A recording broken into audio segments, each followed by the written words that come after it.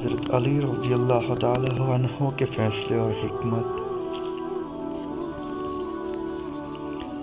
ایک دفعہ کا واقعہ ہے کہ ایک شخص نے مرتے وقت اپنے دوست کو 10,000 دیے اور وصیت کی، جب تم میرے لڑکے سے ملاقات کرو تو اس میں سے جو تم چاہو وہ اس کو دے دینا۔ اتفاق سے کچھ روز بعد اس کا لڑکا وطن واپس آ گیا۔ اس موقع پر آپ رضی اللہ تعالیٰ عنہ نے اس آدمی سے پوچھا، بتاؤ تم مرحوم کے لڑکے کو کتنے دو گے؟ اس نے کہا 1,000۔